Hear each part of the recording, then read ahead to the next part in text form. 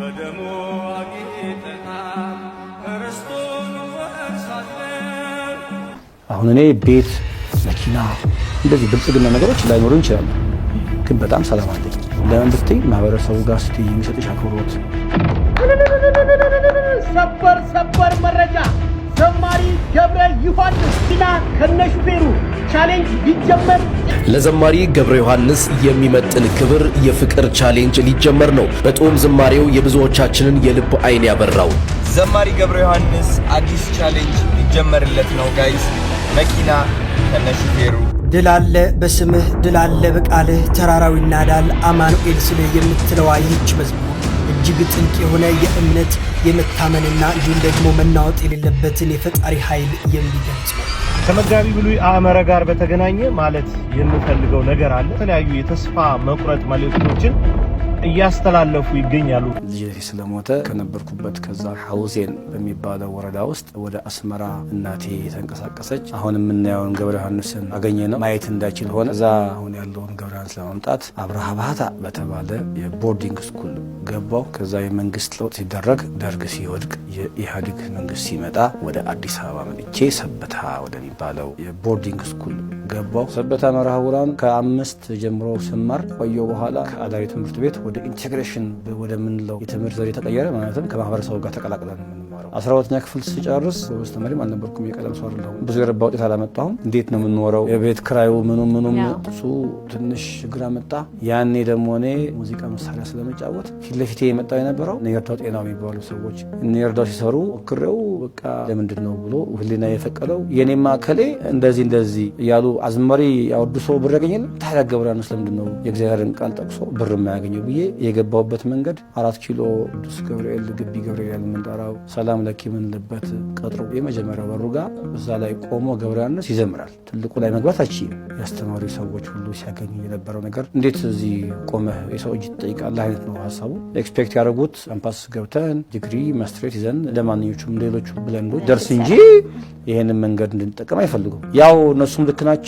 እኔ የሚሄድኩበት መንገድ ትክክል ነው። በጊዜው በዛ መንገድ እንዳልፍ የፈለገው አውቆ ለምን ናታኔም ነኝ በአገልግሎቴ የሚለው መዝሙር ራሱ የሰራሁት ነገ ከፍ ስል ያንን ነገር እንዳረሳ ነገ ደግሞ በስጋ ሞት ባልፍም እንኳ ያ ገብረ ዮሐንስ እንዴት ነበረ የትኛውም ከፍ ዝቅ ማለት እንዳለ ነገ እግዚአብሔር ግን እንደሚያሳልፍ እንደሚረዳ ቤተክርስቲያንም ሰውም እንዲማርበት ነው። ደጁኜ ካንተ በር ተስፋ አድርጌ ስዘምር በበርካታ ዝማሬዎቹ ያሬዳዊ ዝማሬ ጠበቀ ዝማሬ በማቅረብ የሚታወቀው የኢትዮጵያ ቤተክርስቲያን ዝማሬ አገልጋይ የሆነው ወንድማችን ገብረ ዮሐንስ የመኪና ከነሹፌሩ የሚል ቻሌንጅ በታዋቂ ግለሰቦች በተለይ በእነ አዶናይና በሌሎችም ሰዎች ተጀምሯል ማለት ነው።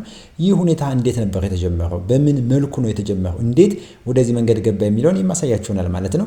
እንግዲህ ወንድማችን ገብረ ዮሐንስ በእግሩ ታክሲ ሊሳፈር እያለ ባለበት ሰዓት አንዲት እህታችን ቪዲዮ ሰርታ ነው ወደዚህ ቻሌንጅ የመጣው ማለት ነው። እጅግ በጣም ልብ የሚነካ ነበረ። እስኪም ቪዲዮ ላሳያችሁና ቻሌንጁ አሁን ምን ላይ እንደደረሰ የምንመለከት ይሆናል። ጋይስ ምንድነው ሀፕን እያደረገ ያለው? ብቻ በጣም ደስ ብሎኛል። በጣም ነርቨስ ሆኛለሁ። እውነት ጭራሽ እንደዚህ ሀፕን ያደርጋል ብዬ ኤክስፔክት አላረኩም ነበረ ቪዲዮን ፖስት ሳደርገው ማለት ነው። እና እንዴት መሰላችሁ ይሄ ነገር የተፈጠረው? ከጸበል መድኃኔዓለም ወደ መገናኛ እየሄድኩ ነበርና ታክሲ ውስጥ ነበርኩኝ። ከጀርባ ነበር የተቀመጥኩት። በእርግጥ ከዚህ በፊት በጣም ከረጅም ዓመት ሆኖታል እና ያኔ እንደውም ብዙ ሰው መዝሙሩን በእርግጥ ያዳምጣል። ብዙ ሰው ግን ዘማሪው ማን እንደሆነ አያውቁም ነበር ብዙ ሰው። ከዛ ሃይገር ውስጥ ይሄ የክራር ባጉ አለ አይደለ? እሱን ይዘው ከፊት ለፊት ተቀምጠው ነበርና በቃ ደስ ብሎኝ ነበር ያኔ ምናምን። ከዛ ነርቨስ ሆኛለሁ በጣም። ቪዲዮ ነው አሁን ያየሁት የአዶናይ የሰራውንና ለዛ ነው። ከዛ እየሄድን ወደ መገናኛ አያት ጋር ቆምን።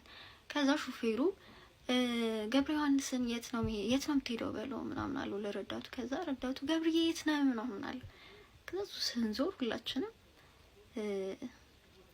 ብቻውን ነበርና እንደዚህ እየመጣ ነበር ወደፊት። ከዛ የሆኑ እናት ቪዲዮ ላይ እንደዚህ እየመሩት መጣና ደርሶ እዛ ጋር ታክሲው ጋር አይ ሰው እየጠበቅኩ ነው እዚሁ ነኝ አሉ ማለት ነው። ከዛ በቃ ቪዲዮ ምናምን እኔ በቃ ደስ ብሎኛልና ረጅም ጊዜ ስለሆነ በቃ ወይኔ ምናምን ብዬ ቪዲዮ ምናምን ነገር መቅረጽ ጀመርኩና ካጠገብ ያለው በቃ እንደ እብድ ነበር ሲያየኝ ነበር እውነት። ከዛ ዝም ብዬ ስናፕ አደረኩት። እኔ ፖስት ለማድረግም በፍጹም በቃ አላሰብኩትም ነበር አይደለም እንደዚህ ቻሌንጅ ምናምን እዛ ለጓደኛዬም ተሳይት ምናምን ፖስት አድርጊው ምናምን አለችኝ። ከዛ ፖስት አደረኩት ማለት ነው። ከዛ ፖስት ሳረገው ሁሉም ተቀባበለው። ስጦታ እንስጠው ምናምን ተባለ። አሁን ደግሞ በቃ ቻሌንጅ ሊጀመርለት ነውና እኔ ያንን ነገር አስቤ አልነበረም ፖስት ያደረኩት። በቃ ዛሬ ማንን እንዳየው ምናምን ብዬ ነበር ፖስት ያደረኩት። ግን ያው ነገሩ እግዚአብሔር እንዴት ምን አይነት መንገድ እንዳለው አይታወቅምና ያው እንደዚህ ሆነ ማለት ነው። አሁንም እንግዲህ እግዚአብሔር ካለ የተባለው ነገር ይሆናል። በጣም ደስ ይላል። በእርግጥ የምንወደው ሰው በህይወት ኖሮ እንደ ስጦታ የሆነ ነገር ማድረግ በጣም ደስ ይላልና እግዚአብሔር ይመስገን። እግዚአብሔርም በጣም የምወደው ዘማሪ እንደሆነ ስለሚያውቅ ነው ይሄንን ነገር በእኔ በኩል ሀፕን እንዲያረግ ያደረገውና በጣም ደስ ብሎኛል። በጣም በቃ ሜንሽን ሲያደርጉኝ ሁሉ ምናምን በጣም ነበር የደረገጥኩትና በጣም ደስ ብሎኛል። በጣም ቴንኪዩ። ደግሞ የተባለው ነገር እንዲሆን ሁላችሁም ቻሌንጁን ተቀላቀሉ። እግዚአብሔር ይርዳን። ቴንኪዩ። ደስ ብሎኛል በጣም። ዘማሪ ገብረ ዮሐንስ አዲስ ቻሌንጅ። አረ ምን አይነት የተባረከ ቀን ነው! አረ ምን አይነት ዜና ነው! ምን ሰው ቤተሰብ የምንወደውና የምናከብረው እንቁ ዘማሪያችን ልበ ብርሃን የሆነው ዘማሪ ገብረ ዮሐንስ መኪና ቻሌንጅ ሊጀመርለት ነው። በወንድማችን በልበ ቀና በሆነው በአዶናይ አማካኝነት የመኪና ቻሌንጅ ሊጀመርለት ነው እና ቤተሰብ እየገባችሁ ኮሜንት ላይ አለን ዝግጁ ነን እንድትሉ እምነታችንን በመዝሙር ለሰበክን ለዚህ እንቁ ለምንወደው ዘማሪ አለን ዝግጁ ነን ቻሌንጁ ይጀመርልን እንድትሉ እጠይቃችኋለሁ። ኮሜንት ላይ እየገባችሁ ዝግጁ ነን ይጀመር ቻሌንጁ በሉስ። በመጨረሻም ደግሞ ለዚች ታላቅ እህታችን ለቃልዬ እናመሰግናለን። እሱ ሪከርድ ያደረግሽበት እጆችሽ የተባረክ ይሁን። በሷ አማካኝነት ነው ለዚህ ታላቅ ቀን የደረሰው። ስለዚህ እህታችንም ከልብ እናመሰግናለን። እየገባችሁ ዝግጁ ነን እያላችሁ ኮሜንቱን አጥለቅልቁት። ሰበር መረጃ! ዘማሪ ገብረ ዮሐንስ የተዋሕዶ እንቁ ዘማሪ ልጅነታችንን ያሳመረልን መኪና ከነሹፌሩ ቻሌንጅ ሊጀመር ጥቂት ሰዓታት ነው የቀሩት። አዶናይ ቻሌንጁን ሊጀምረው ጥቂት ሰዓታት ነው የቀረው። ሁላችሁም ኦርቶዶክሲያን ዝግጁ ናችሁ? በተጠንቀቅ ናችሁ? ሰውን በህይወት እያለ እንደምንወደው እናሳየው። ይሄ የምትመለከቱት ቪዲዮ ነው እንግዲህ ተወዳጁን ዘማሪ ገብረ ዮሐንስ የመኪና ከነሹፌሩ ቻሌንጅ ለማስጀመር አቅም የፈጠረ ማለት ነው። ብዙዎች ሲያዩት ይህንን ቪዲዮ ልባችን ተነክቷል ማለት ነው። እንዲህ የሚያገለግልን ወንድማችን ታክሲ ተሰልፎ በታክሲ ተራ መሄዱ ብዙዎችን አሳዝኗል ማለት ነው። ያው እንግዲህ እህታችን እንዲያርጋ አሻግረዋለች። በዚህ መልኩ ደግሞ አንዲት ታክሲ ውስጥና ቀርጸዋለች ማለት ነው። ይሄንን የተመለከተ ኦርቶዶክሳዊ በመላ ተንቀሳቅሶ ለወንድማችን ዘማሪ ገብረ ዮሐንስ የመኪና ስጦታ ወይም የመኪና ማስታወሻ ሊሰጠው ይገባል በሚል መኪና ከነሹፌሩ ቻሌንጅ ተጀምሯል ማለት ነው። እንግዲህ በደንብ ያንቀሳቀሱት ይገኛሉ ወንድሞቻችን። እጅግ በጣም ድንቅ ነገር ነው በእውነት። ይሄ የኦርቶዶክሳውያን አንድነትን የሚያሳይ ነው። እንግዲህ ኦርቶዶክሳውያን ብቻ ብዙ ሙስሊሞችና ፕሮቴስታንቱን በዚህ ቻሌንጅ ተቀላቅለዋል። ይሄ እጅግ በጣም የሚያስደንቅ ነገር ሆኗል። ይሄ የምትመለከቱት ቪዲዮ እንዲህ አይነት ተአምር ፈጥሯል ማለት ነው። ድል አለ በስምህ ድል አለ በቃልህ ተራራው ይናዳል አማኑኤል ስልህ የምትለዋ ይህች መዝሙር እጅግ ጥልቅ የሆነ የእምነት የመታመንና እንዲሁም ደግሞ መናወጥ የሌለበትን የፈጣሪ ኃይል የሚገልጽ ነው። ታዲያ ይህ ቪዲዮ ለመዝሙር አፍቃሪ ጓደኛችሁ ላኩለት። ድል አለ በስምህ ድል አለ በቃልህ የምትለዋ ቃል ብቻ ፈጽሞ አይደለችም፣ በፈጣሪ ስም ውስጥ ባለው ጥልቅ ኃይል የምትገልጽ እንጂ። ስሙ ተራ ስም ሳይሆን ሰይጣንን የሚያሸንፍ በሽታን የሚፈውስና እንዲሁም ደግሞ የህይወትን መሰናከል የሚያስወግድ ስልጣን ነው። ተራራው ይናዳል አማኑኤል ስልህ የምትለዋ ቃል ደግሞ ተራራ በትልቅነቱ በማይደፈርነቱ የሚታወቅ የችግር ምሳሌ ነው። ነገር ግን አማኑኤል የሚለው ስም ሲጠራ የማይናዱ ተራራዎች ሳይቀሩ ይፈርሳሉ። መዝሙሩ ይቀጥልና ባህር ይከፈላል መድኃኔዓለም ስልህ። ይህ ቃል የሙሴን ታሪክ ያስታውሰናል። ባህር የመጨረሻው ተስፋ መቁረጫ ሲሆን መድኃኔዓለም የሚለው ስም ሲጠራ ግን የተዘጋ መንገድ ይከፈታል፣ ለሞት የተቃረበ ሕይወትም ይድናል።